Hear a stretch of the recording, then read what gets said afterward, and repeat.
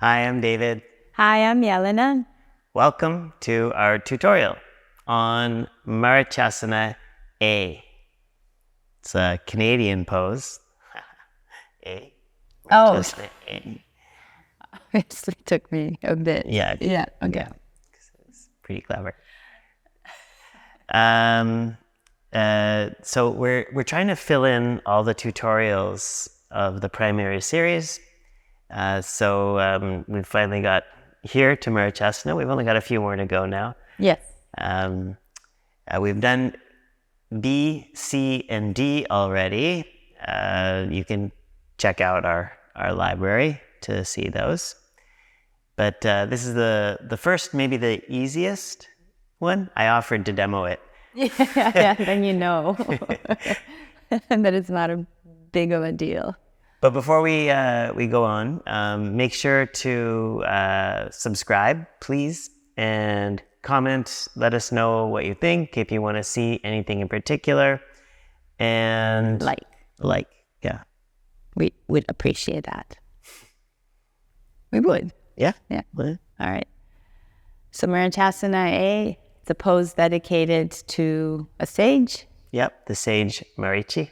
Mm-hmm. And so I don't know very much about it. About Marichi? Yeah. I think your advice to me was not to bring it up if we don't know anything about it. What a great advice. All right. But then I didn't do it, so she did it. Yeah, so forward bend, no half lotus. Pretty simple, but still challenging for people with short hamstrings. Yeah, that's the big one. Hamstrings here. Yeah.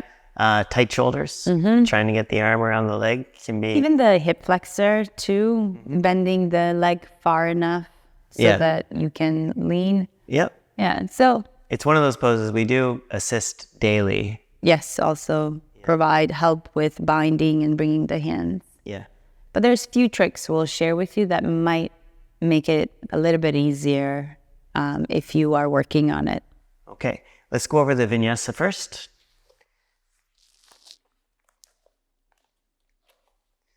So from downward dog, sapta, inhale, you jump through and set up, kind of the vinyasa pattern for the first half of primary. Ashtanga, on the exhale, fold into the state of the asana. Padagraya drishti, towards the tip of the foot. 5 breaths here. Nava, inhale, your head up. Exhale, no count, no movement. Dasha, inhale, hands down, cross the legs and pick up. Yekadasha, exhale, go back. Dwadasha, inhale. Trayodasha, exhale. Chaturdasha, inhale, jump through left side. So that's right leg out, left knee bends. Chest goes forward, wrap the arm around. And then exhale, Panchadasha, into the state of the asana. Drishti is the right foot. 1, 2, 3, 4, 5 breaths here. Shodasha, inhale, head up. Exhale, no count, no movement. Saptadasha, inhale, cross the legs, pick up. Ashtadasha, exhale, go back. Yekona vimshatihi, inhale, and vimshatihi, exhale. That's it. It's a hard pose. It's hard? Yeah, I always found it challenging, like the folding forward with the, maybe it's like short arm thing. Yeah, I can see that. Like that fold isn't like easy the way this fold is. Because of the arms? Yeah. Okay. I feel like, I don't know. Anyways. Okay. Well, so let's go over the setup, the alignment. So we jump through, and the first side, the left leg extends, the right knee bends. The left leg is extended so that it's tapering in towards the center line of the body, just like you're doing Dandasana position. When you pull the right foot back, the right foot is a little to the outside of the right sit bone. Okay, so it's a little bit wider. Sometimes we say a hand's distance between the foot and the thigh, something like that. And when you pull back, so these are traditional cues. And then when you pull back, just make sure that you're not pulling your right hip back.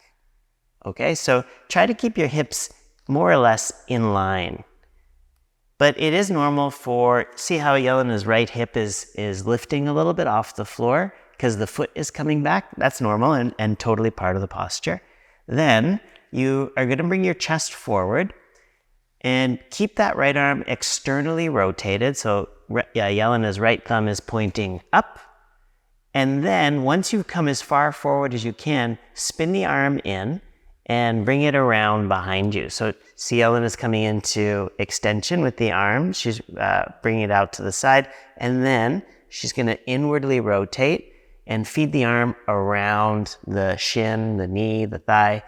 Then the other arm is going to swing back behind, and she'll try to catch the fingers or eventually the wrist. If you're trying to catch the wrist, then the wrapper, the arm that wraps around the leg, is the arm that grabs the other wrist. The wrapper is the grabber, we say.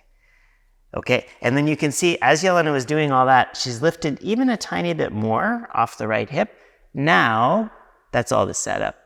Now, Ashtanga, on the exhale, she's going to start to push back through the arms. So she's extending through the shoulders even more and even slightly extending the elbows to get a little bit of push into the leg. And she's going to bring the chin towards the left knee, left shin, gaze towards the left toes, and that right hip is going to lift even more off the floor. But notice that when she comes forward and the right hip lifts, she's not lifting into an anterior tilt on that right side. She doesn't want the right hip to come at the top of the hip to come up. She's going to try to keep a slight posterior tilt and the hips in line so that as she comes forward, she's getting this nice deep stretch on the outside of the hip. If she goes into an anterior tilt, it's almost the exact opposite. She's going to lift the outside of the hip towards the lower back, and it kind of compresses at the top of the hip. And you also start to lose the support throughout your foot, because when I start going into that, if I think about lengthening my spine at all costs, including my lower back, then you see how that starts to kind of lift the inner edge of the foot to accommodate, to give you more space to do that. And then it starts to be really crunchy here, like it feels. Yeah. Something we also hear sometimes is, and maybe some of you have it, is that people get a restriction in the front of the hip when they're folding forward. They'll feel pressure. And that could be your thigh and your hip bone kind of coming into contact. So that's an anterior tilt. You're kind of pushing the front of your hip into your thigh bone as you fold. When you do a posterior tilt like that, you create more space for the forward bend to happen. You're not kind of folding, you're holding a little bit of roundness. Yeah. In one of the other tutorials, I showed it to, maybe it was like Navasana, but if you let yourself round and you hug here, then you feel that there is an ease of knees coming back towards your body. But then if you stay in this position and you start to lengthen, you're going to see that the legs are pushing away into your arms, and you're going to feel so much tension here if you think about strengthening. Because the hip flexors are kind of working against you. Like you're going into extension through the spine and anterior tilt with the hip. The thighs are being pushed away, and then you're using your hip flexors to draw them in. Yeah. And so the hip flexors kind of bunch up at the hip. So you want to make sure that you're kind of tucking and pulling in and almost you are rounding the lower back, but then you find the length from the sternum. So you find the lifting from the T12, so thoracic spine. So the spine, and we've talked about this in a bunch of instances, the bottom half is going this way, but then the top is going this way. And one of the sort of common... It's not even a misalignment. It's part of the difficulty of the pose for some people is when they're coming into the pose, if the hamstrings are short and it's difficult to shift forward, then we try to get our shoulder to do all the work of binding, and then the shoulder collapses forward, to try to find the hand behind the back. So make sure before you try to do any kind of binding that you're bringing your whole body as far forward as you can. Basically, you want your shoulder to clear your knee from the side here so that now it's much easier to wrap the arm around than it is from here. Yeah, from upright. And then the other thing that David's doing here that's a very helpful tip is that once you've done that forward fold and now you're wrapping the arm, wrap it high up on the knee. Don't think about wrapping it down low, because there, look, you have so much more of the leg to wrap around from your ankle all the way around to your back versus up here. Here, there's less meat and bones to go around. And so it makes catching then a little bit easier.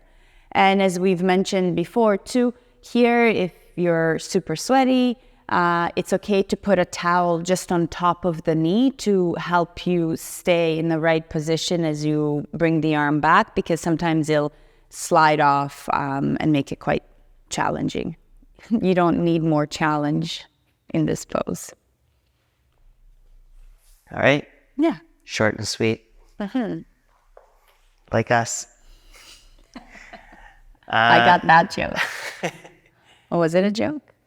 No, I think it's a fact. Oh, okay. Yeah. All right. Okay. Was that helpful? Should we talk more or less? What do you think of our outfits? Let us know in the comments. Okay. Like, subscribe, and we'll see you next week. Bye, or guys. next time. Bye.